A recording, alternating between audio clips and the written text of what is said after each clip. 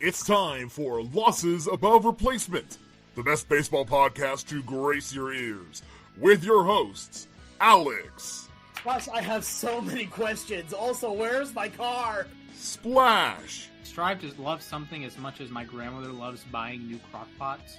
And Mac.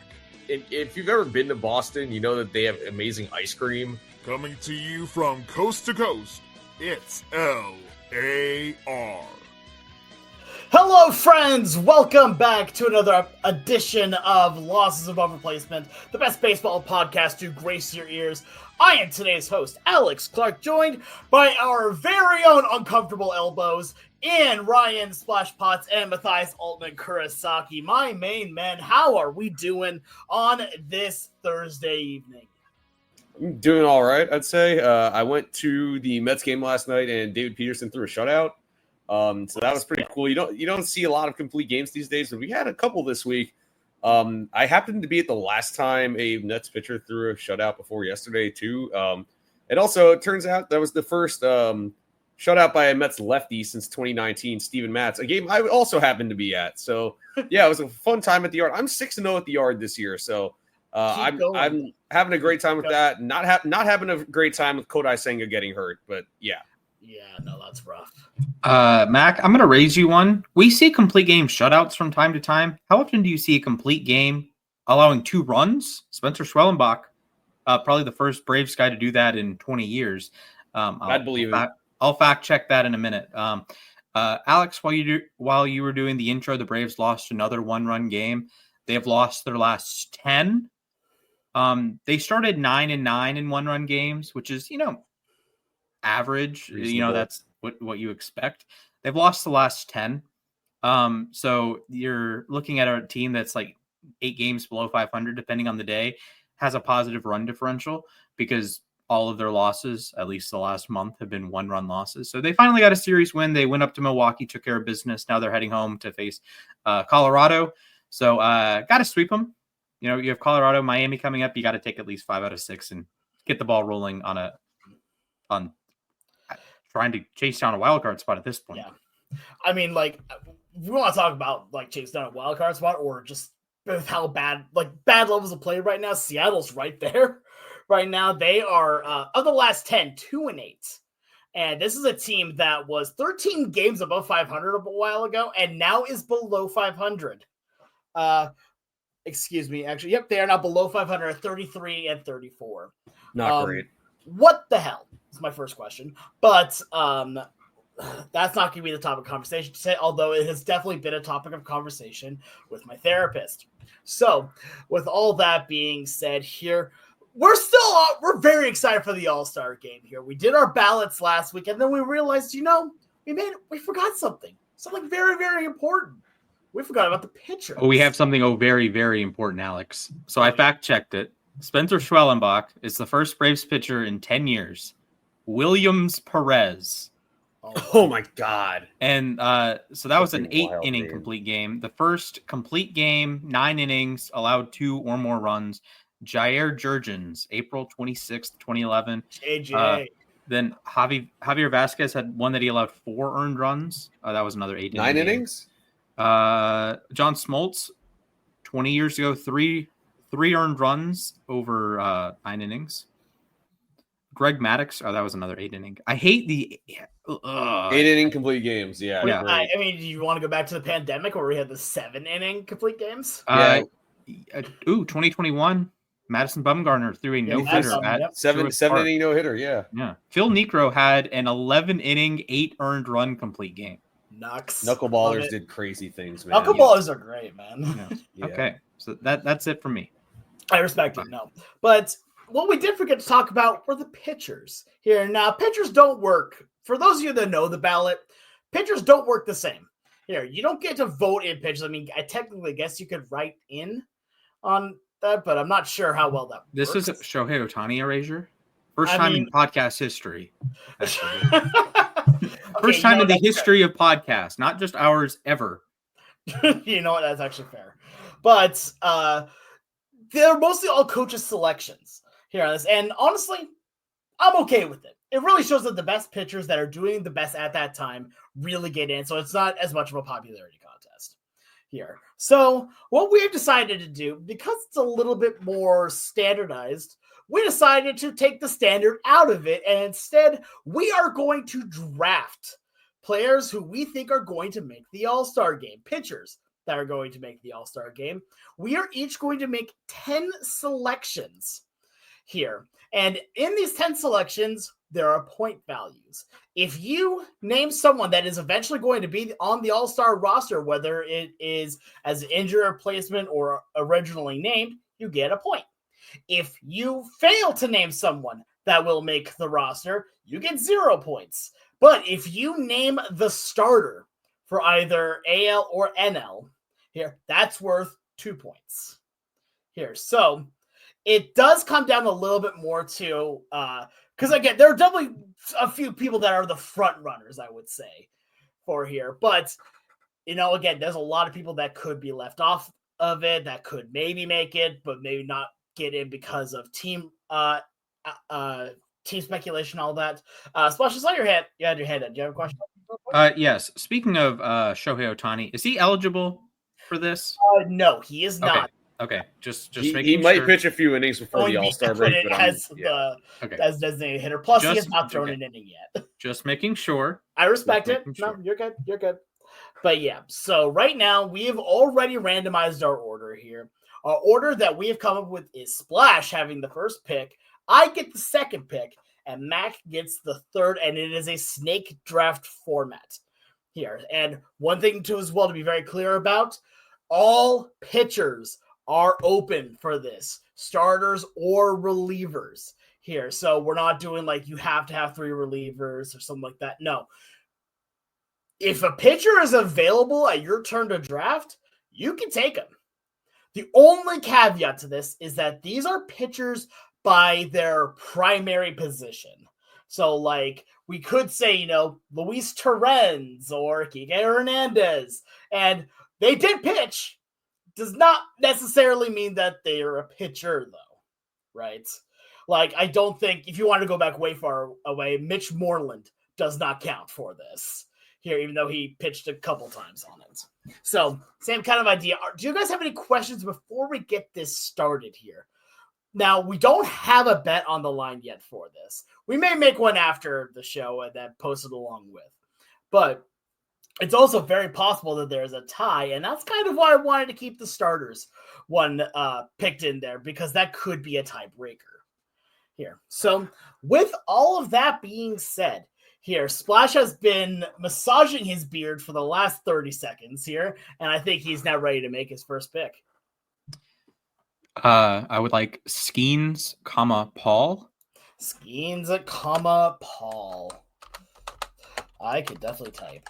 By the way, for those of you that want to see this amazing graphic that I made for this, make sure you go ahead and subscribe to us on YouTube at Losses Above Replacement here, because you'll be able to see also our loving faces. Would you like any analysis on this? I know I would recommend it, because we have something called Time to Fill. Skeens is pretty, Skeens is pretty good. Straightforward, yeah. I'll make this as simple as possible. He's the best pitcher on planet Earth. He leads National League pitchers in wins. He is allowing 5.5 hits per 9. He's pretty good, I would say. And here's the thing. Here's just the fact of the matter. The only chance he has of not starting the All-Star game, the only way he does not start the All-Star game is there's 3 options. 1, heat death of the universe. 2, he starts on Sunday for the Pirates and he's ineligible to pitch in the All-Star game. Or 3, a Braves pitcher becomes prime Pedro Martinez for the next month. Or 2012 Chris Medlin and just doesn't allow a run for like a solid month and has like a 0 ERA heading into the All-Star game, and then Atlanta would pick a hometown guy. Those are the only options. So it's Paul Skeens, because I don't think Spencer Schwellenbach is going to throw like 64 no-hit innings. Yeah, I mean, it'd be fun to watch, but Oh man, that would be unbelievable for my Cy Young pick, by the way. I also don't think it's unrealistic to think that Schwalbach makes the All-Star game with how he's been playing. He was on my preliminary list before I he's realized you were doing I think he's on all of our lists at some point here. But Maybe. I'm going to go with the guy who I think is going to start in the All-Star game for the American League side here, unless, of course, injury reserve. I'm going to go with one Mr. Tariq Skubal. Now, I mean, I don't think this is a shock to literally anybody. Skubal has been insane. Currently, right now, the leading F4 pitcher right now with 3.4 F4 here, and that's including one Skeens Paul. But he has been absolutely insane on the year. 2.16 ERA here, and 83 and a third innings pitched over that time, has started all 13 games here, and less than 1 walks per 9. I think that's very, very valuable. Skeens has also been not Skeens. Skubal has been very interesting this year because he started out kind of shaky and then has transcended to being absolutely incredible again. So I think right now you're trying to look at other pitchers in the American League that could take the position. You got guys like Crochet. You've got I don't know, Valdi. But I think Skubal is the easy number one if everyone is available to start that game. So all right. Well, so correct me if I'm wrong. This is snake draft, so I get 2 picks here. Exactly. Right? You get 2 picks in a row. All right. So first pick, I'm going with a former Brave because I think there's a chance they give him the start in Atlanta. Max Fried is my first pick. He's been one of the best pitchers in the American League this year, and given the circumstances, like I said, with the game being in Atlanta, I think there's a pretty good likelihood if he makes, assuming he makes the All-Star game, which I think he will easily. Yeah. I have a feeling he will get selected he'll get selected by, and Aaron Boone's his manager too. True. So yeah. Max Fried is my first pick. And then I'm going with another American League guy, Hunter Brown. He's just been excellent this year, really. 1.82 ERA, second best in the American League. Depends on how long Eovaldi misses, but he could be the American League leader not too long. But yeah, Hunter Brown's been awesome this year, so he's my second pick. That's totally fair. For my second pick, I'm going to go to the National League here, and I'm going to go with someone who has had a very interesting year. He's done extremely well in basically every main metric as well, and for a while had the best ERA in baseball. I'm going to go with Yamamoto. Looking at what he has done this year has been very interesting. Here, I will put the full name up. Here we go. For sake of ease, I will. It's not letting me. There we go. Boom and boom. There we go. Great podcasting. But right now, still a 2.2 ERA is something you really can't argue. On a team that is very full of aces, he's been an ace on that. Here, I don't even think it's too far-fetched to say that he has been the best pitcher on the Dodgers. I think that's a very fair statement right now. But I think Yamamoto has really proven a lot of people wrong this year. And it would not surprise me at all to see him get the All-Star nod. Yeah, and reminder, this is the All-Star game. So Yamamoto is a global star compared to other really good pitchers, Definitely. So I am going to throw a little bit of a curveball. Part of this is the 30-team rule that every team has to have a representative. I'm going to go with Robbie Ray, San Francisco Giants. The offense has been just not great, not there. Adames stinks. Patrick Bailey, Lamont Wade stink. Lamont Wade's not on the team anymore, even. Oh, okay. That is new information in my brain. He's on the Angels now, yeah. Oh, okay. Late night Lamont. Okay. That threw me off. Okay.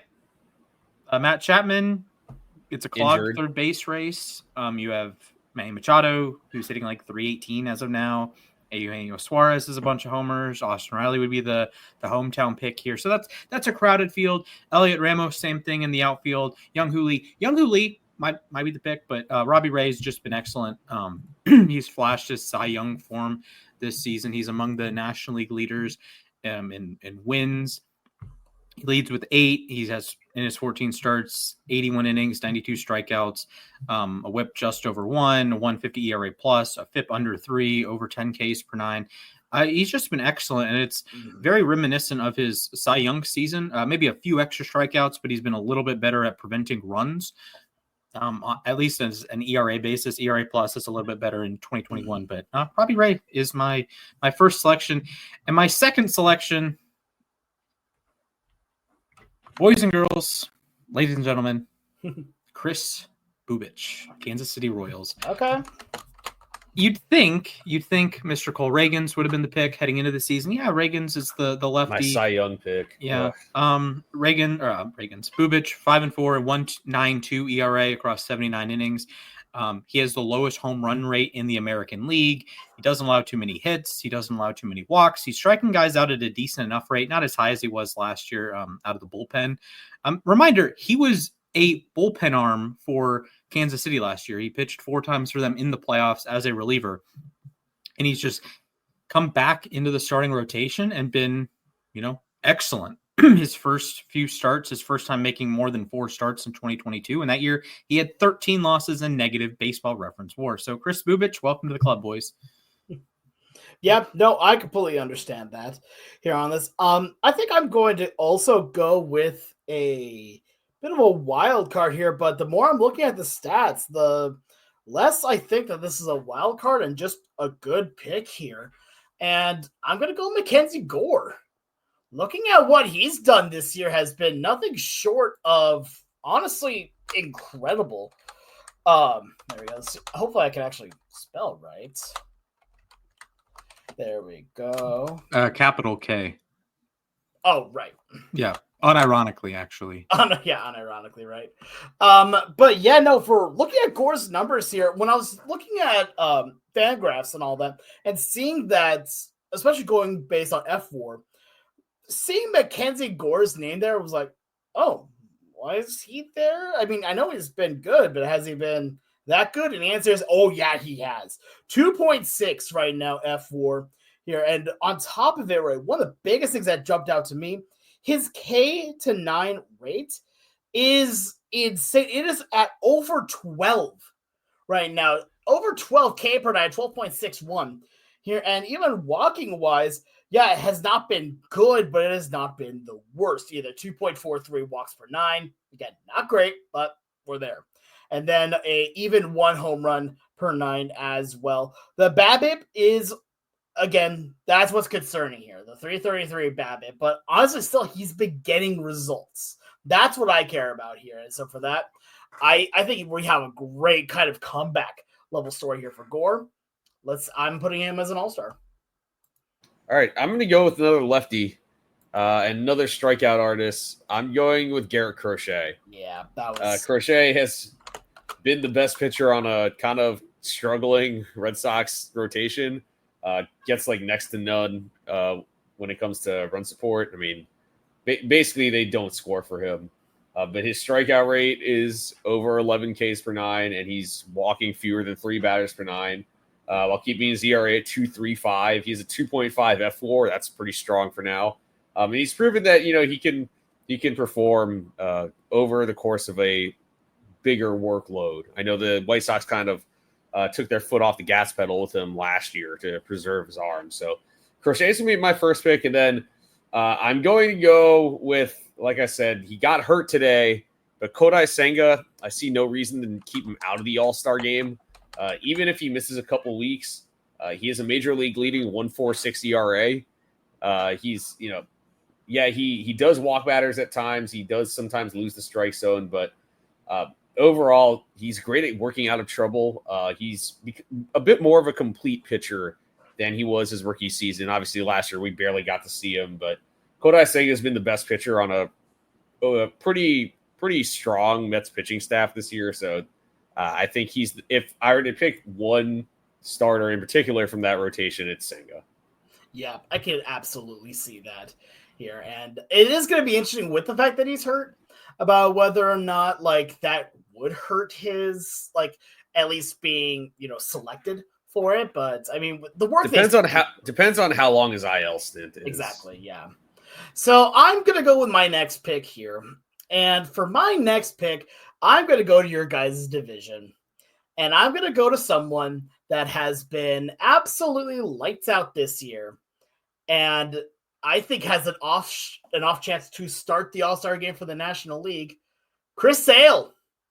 Chris Sale, it's in Atlanta as well, so I think that works out well. So I'm going to mention really quick a text from one Mr. Splash here in our group chat here that said, and I quote, Atlanta Braves Sale might actually be the best Sale. And you know what? I have some issue with that, but it's one thing I have no issue with is the fact he's been playing extremely well. The only thing that concerns me when it comes to a guy like Chris Sale is that BABIP is extremely high. Like 344 BABIP is, ugh. But at the same time, it's in Atlanta. You want to have as many Atlanta guys as possible. So I feel like this is a fairly safe pick overall. And also, the name Chris Sale just exudes star power. Come on. Great pick. He was definitely on my short list. So I'm going to take a page out of Alex's book. This is actually a double bird to both of you. Back-to-back picks give me Andres Munoz and Edwin Diaz. So angry. So I have top two guys on my list. Yeah, I have reservations about taking relievers because you could just allow 5 runs and your ERA quadruples overnight. I've seen that happen before. And we're at this point in the season that 1 or 2 bad outings could be really bad. But Munoz has, to me, been the best reliever in the American League the whole season.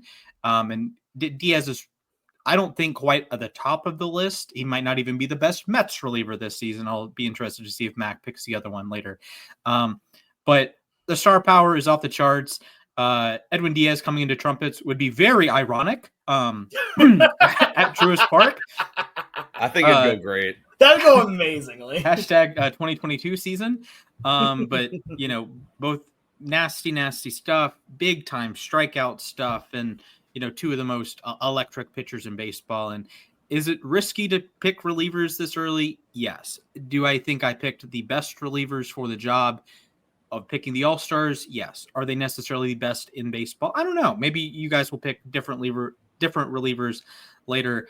So Munoz and Diaz. I mean, I will say I'm very sad because Munoz, to quote you, was on my short list. Mm-hmm. But no, that's honestly very fair. By the way, just real quick here, I go back to the beginning of this year. If we would have done this idea of an all-star pitchers draft here, if I would have said that Munoz would be taken in our 4th round as a potential all-star, I think that would have been a shock. I will say gamesmanship because you are a Mariners fan and you could take him at any time and it'd be a reasonable pick. So no, I'm just talking about in general. The fact that I was not the one that took him. That's fair. Yeah, exactly. Okay. So regardless, on that point, moving on forward here. We brought up his name earlier here, and I'm not sure if he has an injury bet. I have not been able to double check on this here. Nate Eovaldi is top 10 right now in F4. Yeah, what's going on with Eovaldi? He has been playing absolutely amazingly here. Take a look at the year. The big thing that really jumps out to me here, he has an over 50% ground ball rate. Now, I love that. That is now a pitcher that, you know, the Colorado Rockies should try to sign here because, well, that's how you beat Coors is you put the ball on the ground. But at that point here, I mean, he's had himself an incredible year here for Eovaldi. Also an ERA of 1.56, 2.2 F4 on the season. Like, it seems like every year Eovaldi is on that path, right? That he's like, okay, is he going to be this all-star caliber pitcher, or is he going to be just kind of another back-end starter? And honestly, he's done really good this year and for the last couple of years as well. So I think we might be starting to see truly the rise of Eovaldi now. Yeah, and unfortunately, he is on the injured list right now. But I mean, he played catch apparently before yesterday's game, so Wednesday's game. So he could be back. He'll probably be back before the All-Star break. It's just, I personally, I have him in fantasy. I think he's done enough to warrant an All-Star selection this year. It'd be his third in his career. Mm-hmm. So moving right along, not going with the Braves pitcher, but I'm going with the pitcher from Georgia, Zach Wheeler again. It's crazy. This would only be his third selection, if I'm not mistaken. Wow. Which is crazy, but Zach Wheeler's going out, doing his thing again. 2.85 ERA, 2.2 FWAR, strikeout to walk ratio of about 5-1, which is really strong again. 2.44 expected ERA, 2.97 FIP, 2.69 expected FIP. So he's actually kind of underperforming those numbers, and he's just chugging right along. I feel like he's almost become underrated because we're looking at another year where Zach Wheeler probably isn't going to win the Cy Young, but he will probably be in the top 5 or heck, even top 3 again. So Wheeler in his home state, that's my first pick. And then I'm going to go with the guy because, there is that rule. Every team needs to have a representative. I'm going with a reliever from one of those teams. Not a lot to get excited about in Denver right now, but I am going with Jake Bird. Bird is the word, yes. And Splash is incensed right now for some reason. Clearly that. Okay. Anyway, I watched Jake Bird pitch against the Mets over the weekend in Denver. He's filthy. What can I say? Also got the 50% ground ball rate, but a 1.41 ERA. 1.1 FWAR despite only having 38 innings pitched. Yes, his walk rate is kind of high, but I mean, when you're pitching as well as he does, you can accept the about 10% walk rate when you have a strikeout rate almost at 33%. So he's striking out almost one of every 3 batters he faces. And like I said, he's on the Rockies. They need a representative. If not him, it's probably going to be Hunter Goodman, a catcher. So Bird, I think right now he's the best. He's the most deserving player on their roster. Yeah, I mean, I want to hear what Splash wanted to say on this because at that point, I'm curious. That kind of reaction's funny. I like it. Yeah, so not only was I going to take Wheeler, I was going to let's go. I was going to take Jake Bird. They were on my. I had just copy pasted the Philadelphia colors into my spreadsheet. It's like, okay, we're going to take Wheeler. Next pick, might as well take it off the board. Georgia guy, great pitcher, yada yada. And then Jake Bird. There's a couple teams that stink, and I'm doing the math. Okay, Baltimore, do they have a pitcher? No, and they, you probably take O'Hearn. And who's the White Sox representative? And they have a couple pitchers that could be in contention there. So it's probably too early to pick one, right? But yeah, Jake Bird is the easy Rockies answer. I don't see any complaints. So that's a great. If I'm not mistaken, everybody has heard about the word. So yeah, that's fair. He is the word. That's what I've heard. Speaking of words here, there's another pitcher here that I'm surprised has dropped this far, and I did some research. Doesn't seem like he's injured here. Here, please let me know if I'm wrong or if there's some other reason why he's not going to be in the All-Star game here. Logan Webb has been... Yeah, I'm a little surprised he fell this How has he fallen to the 6th round of this? I'll gladly take it. Cool. Yeah, the only big issue with him, again, is BABIP. BABIP has not been good. But you know what has been good? ERA. You know what's also been good? His FIP has been good. You know what's also been good? He is the 3rd highest pitcher in all of baseball in FWAR. That's ahead of the only 2 people that are ahead of him, according to FWAR, are one, let's see here. It is one Skeens, Paul, and one Scuba, Tariq. Which, by the way, just take a quick look. That's picks 1 and 2 in our draft. The 3rd fell to the 6th round. I'm okay. I feel this could be the sleeper pick of the year at this point right now of this draft here. And the fact he fell this far to me, thank you. I'll gladly take that. All right, fair enough, Alex. He was on my short list. We'll go with 2 more guys on my short list. I'm going to double dip with relievers again. Josh Hader and Robert Suarez. Okay. They are the leaders in both leagues in win probability added for relievers. Suarez has been right at the top in saves, which I don't love saves as a stat, but you know who does? Baseball people do. So you're saying you're not a baseball person. Yeah, I kind of crossed myself up there. So Suarez is 21 saves. That leads the majors. Hader is 17. That's 2 behind a Royals reliever and then 1 behind Andres Munoz in the American League, but he has a lower ERA than both of them. More F4. If you care about F4 for relievers, more power to you. Suarez just like pumps fastballs. He's striking out 9.5 per 9, just blazing fastball, 98.5 every single time. And then Hader, striking out 13.8 a 9. His walk rate is lower than normal. Good job, Josh. You figured it out. So there's a lot of relievers, but I think I have a decent shot of hitting on Hader and Suarez. I don't think you're wrong at all on that. I think that's a very safe pick and a very smart pick as well for both of them. So I have a few different areas that I could go with this. And I think for my own case, I'm going to have a bit of fun. I am sorry, Splash. I'm taking my second Brave here of this. And I'm not even going to type his name. I'm just going to type in the nickname for him. I think it's Spencer Schwellenbach.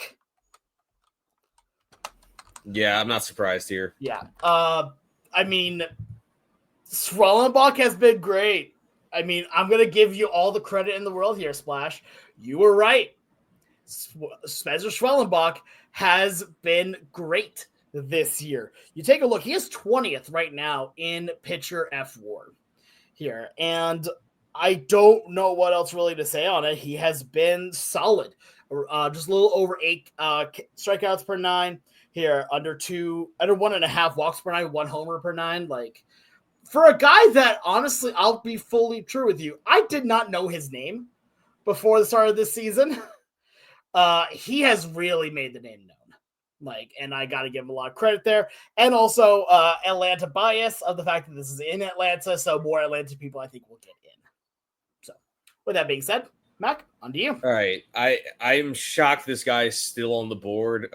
Jacob deGrom is literally back to being Jacob deGrom this year. Looks like I stole another one of Splash's guy. That's another point for me. Man, I'm too good at this. If you just swapped my list and Mac's list, it would check out for me. Yeah, Jacob deGrom is back, and it's certainly a breath of fresh air watching him be this effective again. I mean, he's dealt with so many injuries over the last few years, and he's back out there, taking the ball every 5th day, and he's balling out. So not much more to say there. Yeah, he's 2.12 ERA. With 74 strikeouts and 76 innings. So his strikeout rate is down. His home runs are up. But, I mean, he's run prevention. That's the name of his game. He's dialed it back on purpose, I know, with his fastball, and he's been excellent. So he's my first pick. And then, yeah, I'm going to go with my homer pick. The other Mets reliever, Reed Garrett. I really, really hope this guy makes the All-Star game. He'd be so deserving. This is a guy who's out of baseball. He was a Rule 5 pick, and then he was out of baseball. He pitched in Japan, comes back to the States, still can't really latch on to a roster. Then the Mets give him a shot. He becomes a prominent reliever last year. This year, in 29 appearances, has a .95 ERA, 34 strikeouts and 28 in the 3rd innings. Yes, his walks are high, but Reed Garrett has arguably been the Mets' best reliever. He's, I'd say, second in the circle of trust behind Edwin Diaz. Mm-hmm. Yeah, no, that absolutely tracks. So here's the, I can't in good conscience not take a Mariner at some point. The fact that I was not the first one to take a Mariner in this. In fact, actually, you could take Splash's list, put it as mine. It would make a little bit of sense. It'd make a good bit of sense as well here. But I gotta take a Mariner, and I am going to eat crow here right now. Here we go. I love Brian Wu. Now, I have said in the past that they should have traded Brian Wu here to get a bat.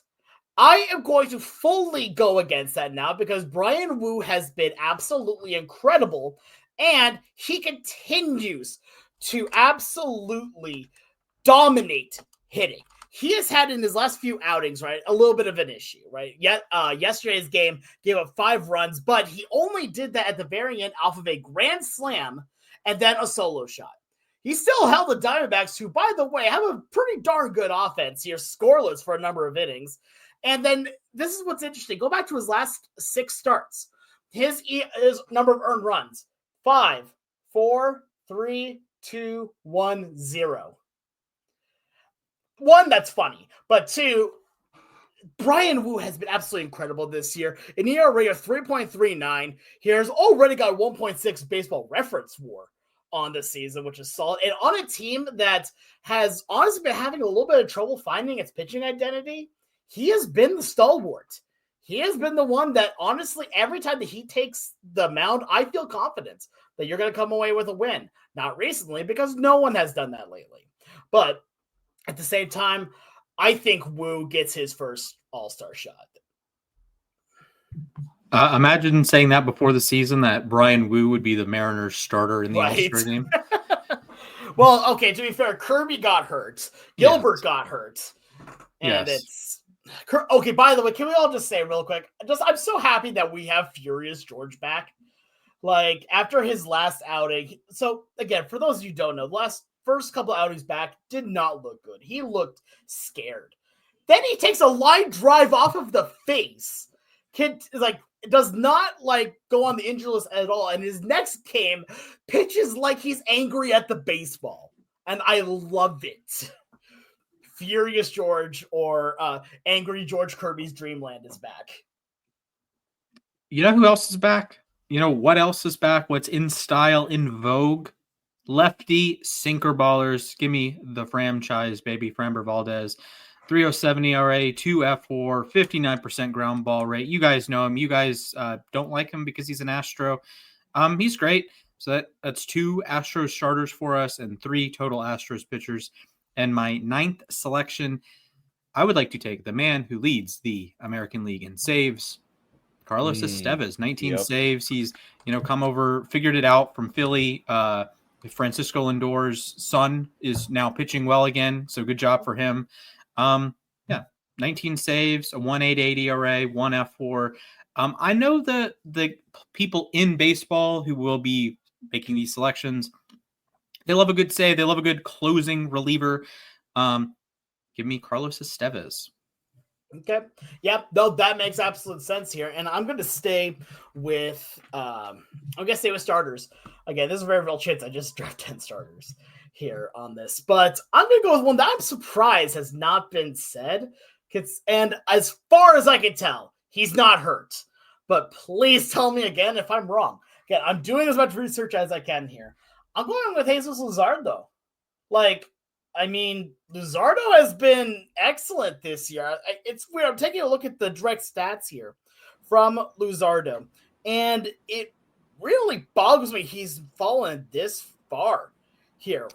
He has a 2.4. Okay. What's up?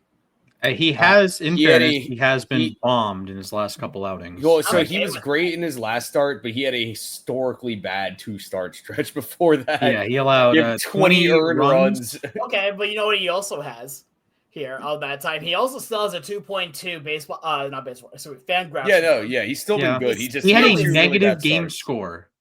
That's insane. What? Negative, and not even like a -1 or like a -2, -15. That is okay. No, I mean I get it, and this is one that there's a reason why he's fallen to the 9th round, right? But overall, I still looking at the stats. Overall, has still been fantastic.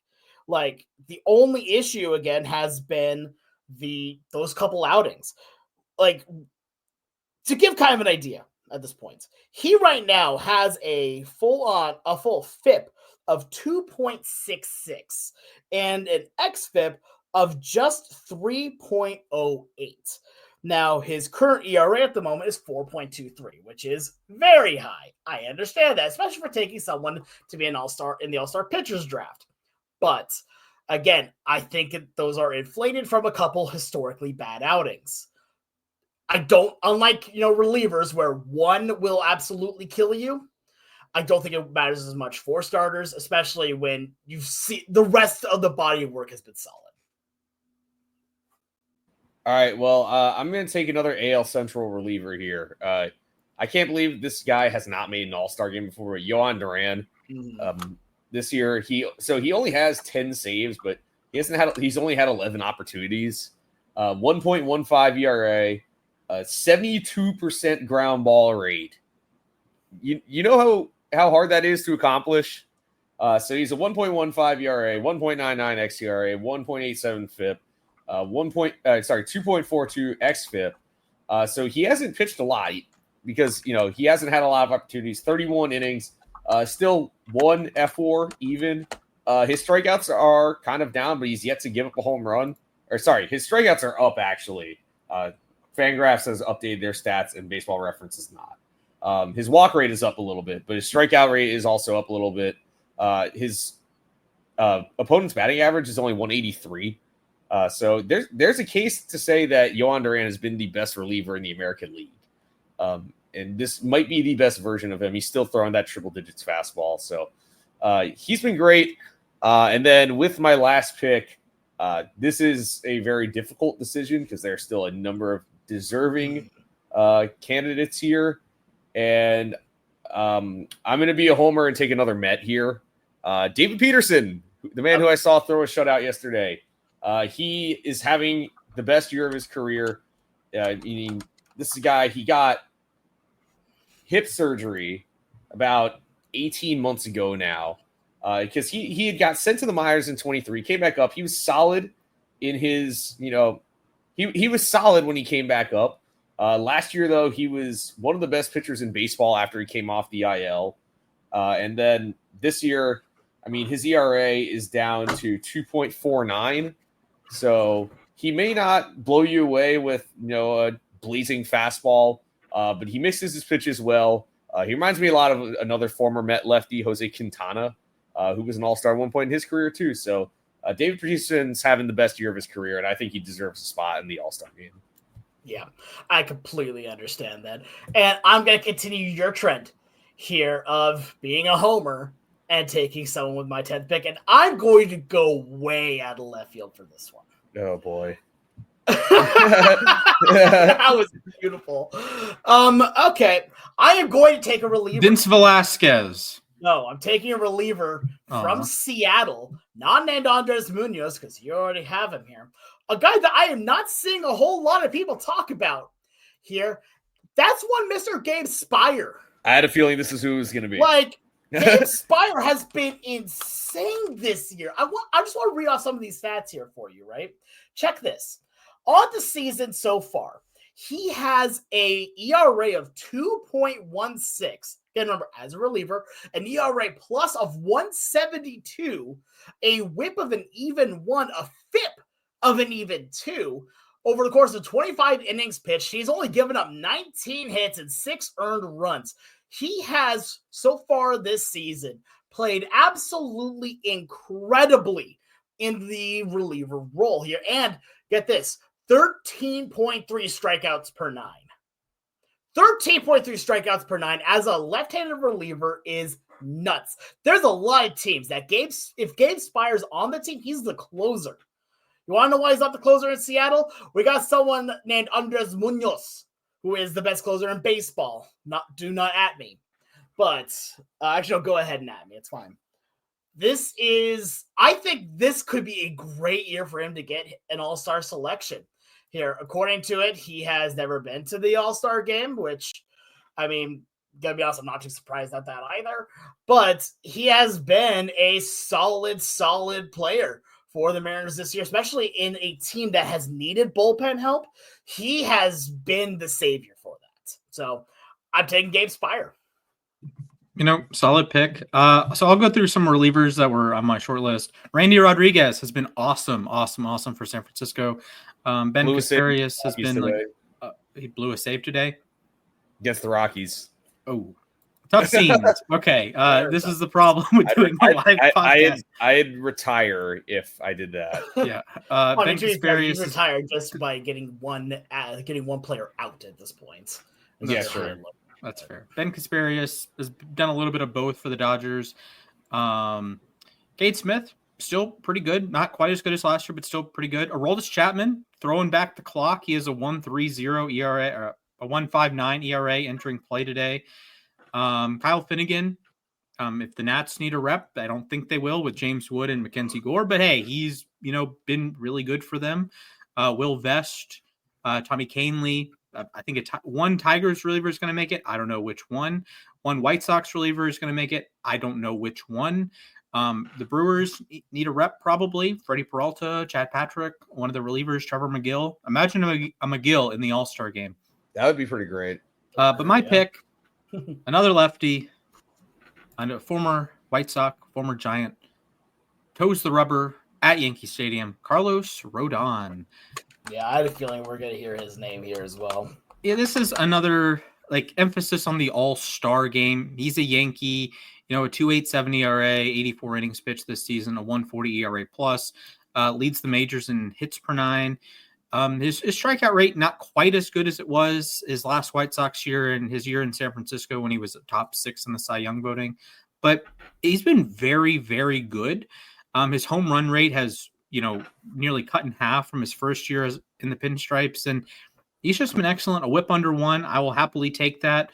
The walk rate, like I said, is not unbelievable. It's just around league average this season, a smidge above league average. But when you're striking out 31% of the batters you face, that's fine. The 214 BABIP is concerningly low, so hopefully he continues the BABIP luck. The BABIP gods smile upon him. But a 38% hard hit rate, 42% ground balls. And when he does allow the 29% fly balls, those are softer than they had been. 91 mile per hour average exit velocity a couple of years ago. So it's 88.1, the lowest of his career this year. So Carlos Rodon, my first Yankee. Second, Also, Carlos. I was about to say when I was typing on Carlos, I tried to autocorrect it to Estevez because that's how confident I am in the Estevez pick that he'll be picked twice. He will be picked twice. Cool. You will not get double points, but I appreciate the effort. But anyway, honestly, yeah, I respect the pick, and this is our all-star pitchers draft. Let us know what you guys think. Was there anyone that we just blatantly missed here? Do you guys think that they are going to add in Kike Hernandez to be a pitcher for the All-Star game? Who knows?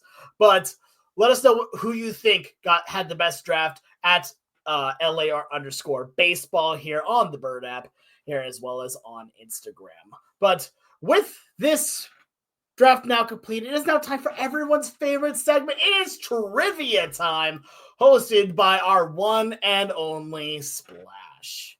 I'd give the reins to you. Hello, friends. The wheel has made its triumphant return. Yeah. Ad blocker has not made its triumphant return. Close ads. Wonderful. All right, fellas. It's time to spin the wheel. We had a pre-show meeting. We decided to add a little bit more 2000s variants, which of course doesn't matter here. I really wish you would say the 2020s. I have no idea what to do for pre-integration. This is a glorious. I think I have a general idea here. I have no idea here. Okay, so hitting next wheel. Pitching. Oh Lord, this is gonna be a short trivia. We're going to pull out. You never know. The craziest nicknames of all time are loading, so don't flip off the podcast yet, fellas. Pitching. Okay, that gets Here we go. The only name I could think of immediately. Here we go. As always in the ERA game or the ERA game, Taylor Swift, you can suck it. We have our own ERA score here. Top 30 F4 pitchers pre-integration. Great. It's just an insane. So that's through 1947. Yeah, through 1946. 1946. Oh yes. Boy, this is going to be a struggle. Okay. So, I'm getting the list pulled up. These are going to be some of the best names of all time. Multiple seasons. So 1871. Okay. Oh yes, let's go. Okay. One note. Baseball. There were like the color barrier did not exist in 1871. So I that is a valid point. For the sake of this, 1872 counts as pre-integration. Okay, deal. I'm gonna tell you that doesn't help me much at all here. Okay. Okay. Alex, please choose a number between 1 and 100. 24. All right, Mac. 35. The answer is 45. Oh, let's Mac, go. you may begin, or you may push it off to Alex. Nah, I'm receiving. I'm winning this thing. The number 11 player I have never heard of in my entire life. Great. I'm going with the big train. Walter Johnson is number 2. Yeah, I figured. 116.4. Okay. I'm gonna go with the name here in Cy Young. Cy Young, that is number 1, Alex. Oh. 131.5. Let me make sure that there's no innings qualifier here because it's WAR. Okay. Yeah. All right, 1 and 2 are off the board. You got 28 more names. Carl Hubble. Carl Hubble, great screwball. He is number 16, 55.6. Okay. I'm trying to remember any level of Oh boy, this is great right now. Christy Mathewson? Christy Mathewson, number 4 at 90.0 flat, a 2.13 ERA. Lefty Grove. Lefty Grove, number 5, Yes. 87.4. I'm gonna tell you, Lefty Grove was my next name, and is I think my last name. Yeah, tough. Okay. Who are some of the other incredible names of pitchers that have definitely been in MLB The Show? There are 4,472 results you could guess. Actually, no. There's only 30 because those 30 are the only ones that. That's true. And actually, then there's only 26.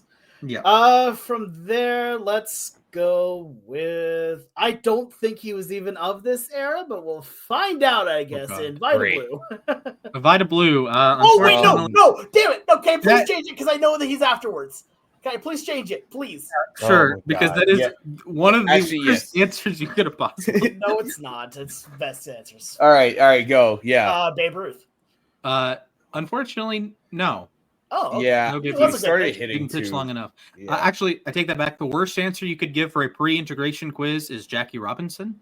Yeah, but it's also pitching. Yeah, pitching. Yeah, that's true. All right, I'll go. Honestly, I don't know how long this guy's career was. Old Haas Rodborn. Old Haas Radborn, number 20, tied for 25th.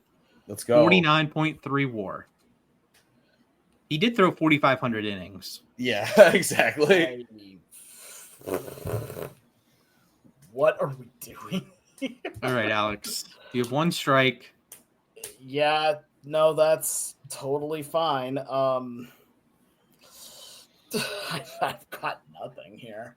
I don't know a whole lot of pre-integration baseball.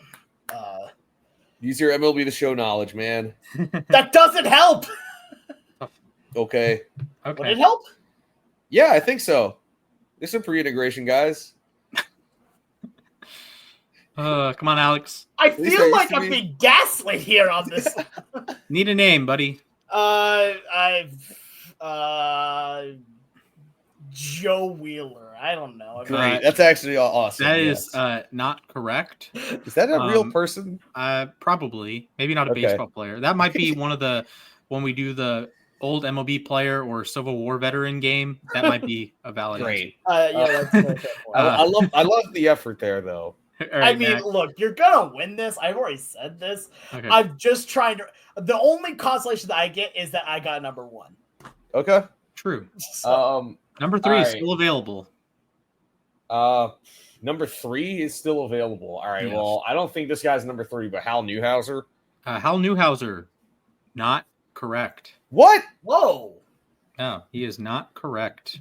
That's kind of garbage if you ask me, but okay. Yeah, he is not correct. All right. I can see where he is on the list because he doesn't look like he's in the top 90. Maybe I got the years of his career wrong, and that's why. Yeah, because he did win MVP in 1945. Well, that's what I was thinking. I knew that he was on the 45 Tigers. Yeah, he was like split in between. Oh, okay. That makes sense. Yeah, then. So he had some good years pre and post. So he only had 59.7 total. All right. Alex, you may proceed. There is one from the show that is coming at me here. Warren Spahn? Warren Spahn, unfortunately, post-integration by a little bit. So, Mac, Okay. I guess I win, but I'm trying to left. figure out who number 2 is. Yeah. Well, number 2 is Walter Johnson, but number 3 is available. Sorry, number 3. Is he a righty or a lefty? Like, he is a righty. Great. 373 wins. 373 wins. Okay. Yes. You could actually give me 2 names for this player, and I would take both of them. 2 names? I've got what? Yes. What? Okay, because we're already at the end here and I've already lost. Can you give us a team? He pitched for the A's, the Cubs. Three Finger Brown? He is on the list. He is he is tied with Oldhouse Radbourne at 49.3. A's, Cubs, Cardinals. No, I'm sorry, Phillies, Cubs, and Cardinals. Phillies, Cubs, and Cardinals. Yeah, I'm gonna take the L here. I should probably know it. But... I got no idea. Oh, Grover Cleveland. Yeah. Grover Cleveland, Alexander. Yes. Yeah. Fair enough. You could have said he had a name like the president or something. Yes. That would have been Alexander, Grover Cleveland, etc. Yeah. Some great names on this list. Kid Nichols. Why aren't people named Kid anymore? Tim Keefe. Tim Keefe fan club stand up. Eddie Plank. Pud Galvin. Epa Rixey. In my entire existence, I couldn't tell you who that is. I've never heard of this man before. Apparently he was a lefty. He's in the Hall of Fame. He's a lefty, pitched for the Phillies and Reds. I've never heard of him. I got nothing there. I have nothing. He didn't win 300 games.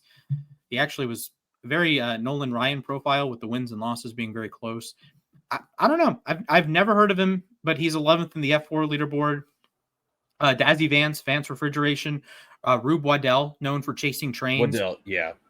Red Ruffing, Red Faber, so a couple Reds. Ted Lyons, a good White Sox pitcher. He was a client of my grandfather's, actually. Oh, wow. Yeah, my grandfather was a chiropractor. We got Bobo Stand Bobo Up. Newsom, yep. To be fair, the only player that came into my mind, by the way, when we started this, I said as soon as we got to pitching that it was done, is William Dummy Hoy. You remember him? We will get there. Bobo Newsom. He was a third baseman. Burley Grimes, great name. Babe Adams, the wrong Babe there. Wrong Babe, yeah. We got more Three Finger Brown, Old House Radbourne, Ed Walsh, 1.82 ERA. That was also a name I thought of. Yeah, and then Ed Wait Walsh. Hoyt. Wait. Hoyt. Yes. Congratulations, everyone. The Hume Splash. Yeah, of course. Anyway, all right. Thank you very much for that. We appreciate it here. It is now time for our final segment, as we like to end every show with the moment to ourselves. We have a moment to talk about anything that's on our mind. It does not have to be baseball related, but it absolutely can be. Gentlemen, who would like to go first on this Thursday evening? All right. Splash, is that you volunteering, or is it? Sure. All right, sounds good. Splash, your time begins in 3, 2, 1, go. Hello. The Braves are really depressing.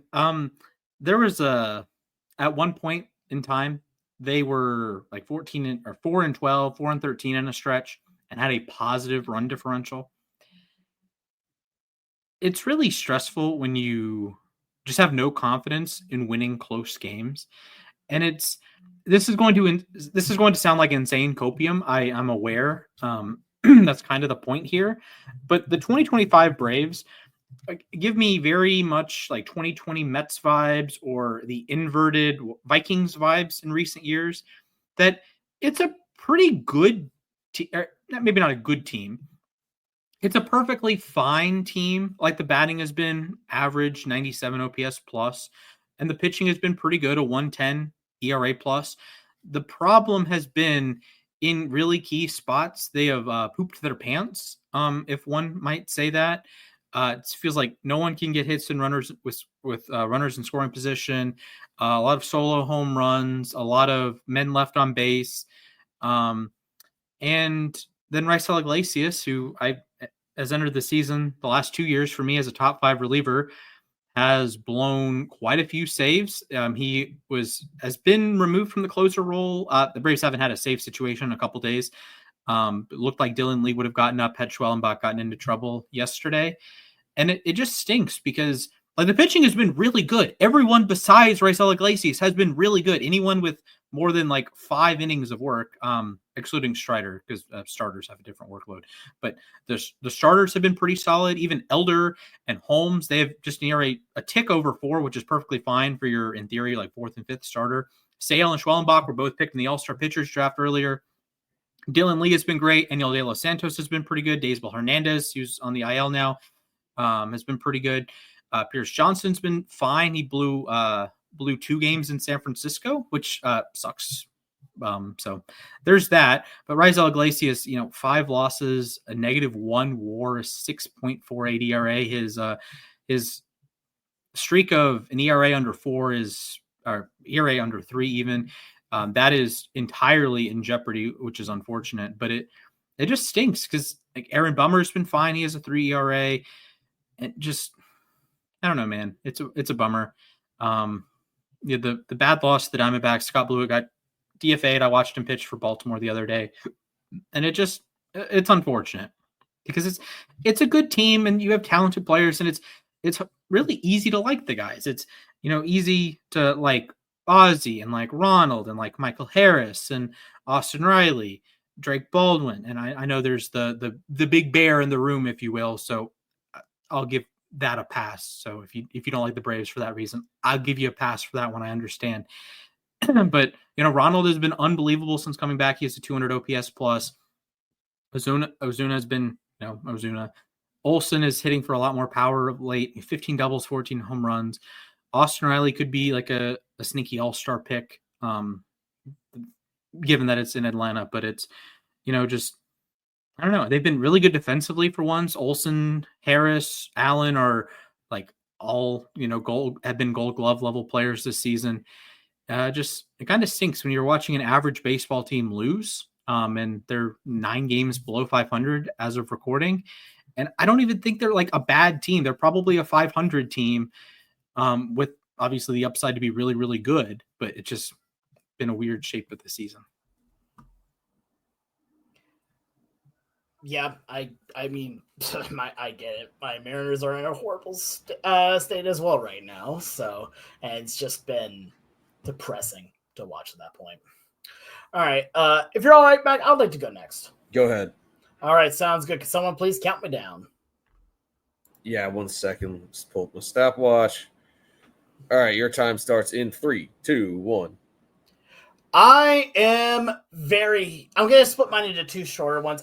First one, I'm happy with having the Switch 2. I'm very nervous about some things because I really am excited for Legends ZA and for Kirby Air Riders to come out. Amazing. Second point I want to talk about here is a little bit closer to the heart here. It costs $0.00 to be kind to people and to be nice to people. I've been talking with okay, so I went to a McDonald's drive-thru the other day, and I don't go there a ton, but I go there enough to where some of the people recognize me when I do go. And one of them is one of the people that works the window, and she seemed really down. And then as soon as she saw me, she smiled again. And we were just talking. It's for a moment because we're waiting for the person in front of us, and I just kind of off while we were talking said I've been in your guys' kind of position of being in service and all that, and it sucks dealing with people that are yelling, and it doesn't help you do your job if people are yelling and screaming and all that kind of stuff. And so just being calm, saying what you need and all that is going to be the best option for you. Today, even at work, I'm not going to go into any details, obviously, but I'm having an issue that is getting resolved. And I was talking with someone, and they were very thankful that I was being nice and helpful. And I'm like, well, obviously, why wouldn't I be? if I'm yelling and screaming, that doesn't make you do your job better. It just makes your job honestly probably go worse because you're having to now deal with this here. And like the look of relief on her face was like, oh my God, you get it. And I'm like, yeah, I've worked in this before too. Like, you're trying to do your best. I'm trying to do my best. Why not just be calm about it, right? So any takeaway from this is just it costs $0.00 to be calm, to be nice, and to work with others. As a service professional, I can agree.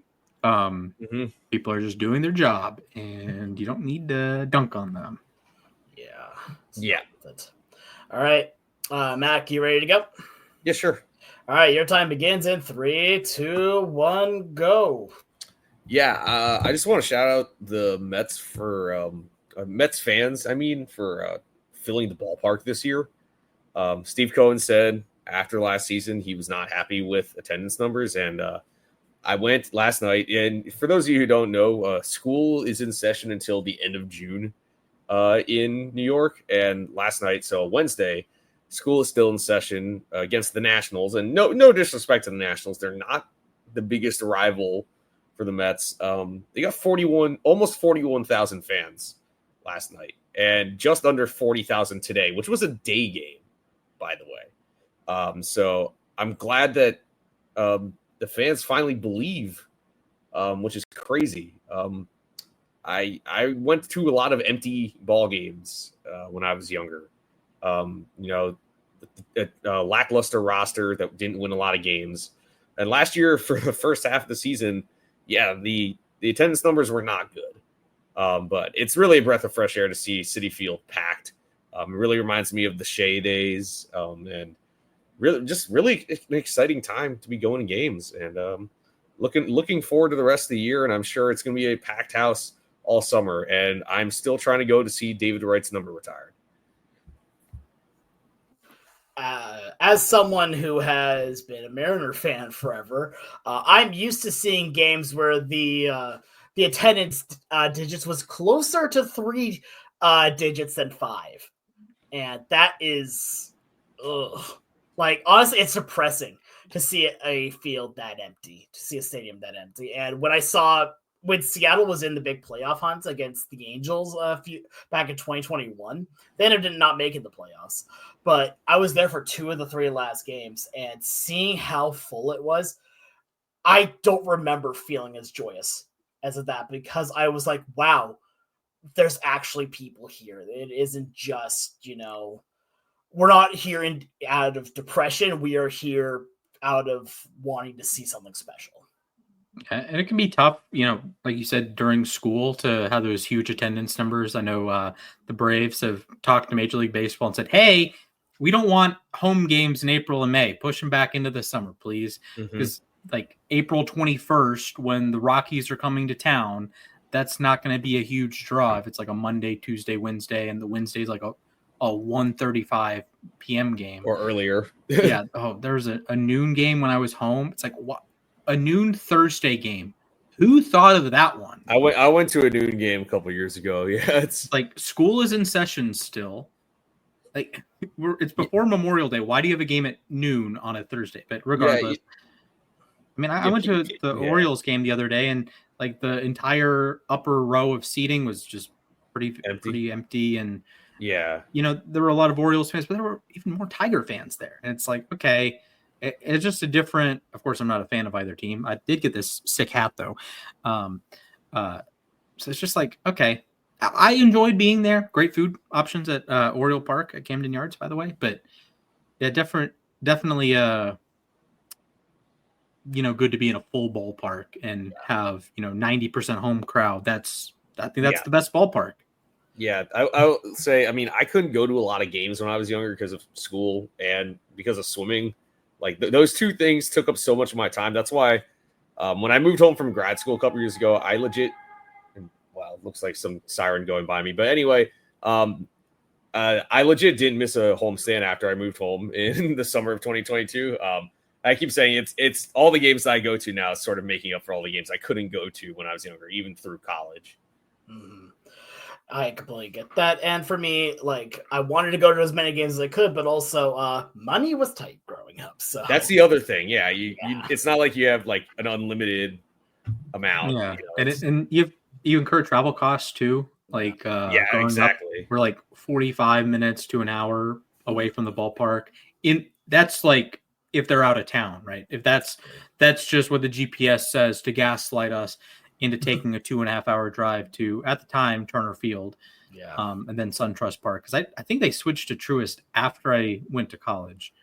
That sounds about correct. Right. Yep. Yeah. Anyway. 2021 was the first year, 2020 was the first year, something like that.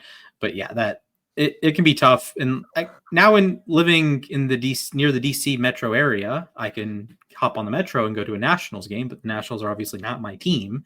So it's sometimes it's like, oh, do I really want to go see the Nationals play, the so-and-sos? Don't know. Fair enough. But you know that nice, happy feeling you see when you see a full ballpark of people? You can get that same feeling by subscribing to us on YouTube or following us on Twitter here. You can go follow us at LAR_baseball. You can go follow us all individually. Me at the Sports Guy 242. You can go follow Mac at Mathias_A_K. You can go follow Splash at Mr. Splashman19. And on YouTube, make sure to subscribe and leave a comment on the podcast. Let us know things you would like us to talk about. Who do you think had the best pitcher draft? Do you think that the Mariners are going to somehow go over for the rest of the year? Because it really feels like that at times. But from all of just us, beat the Mets and Phillies, please. That's it. And the Dodgers. I don't know about that. Padres. We'll speak the entire NL East. They'll be fine. Yeah. Well, no. But with that being said, sweep the rest of the National League. Go ahead with that. Thank you so much to everyone for tuning in. Make sure you have a great rest of your night. Stay safe, and I hope to see you all real soon. Thank you.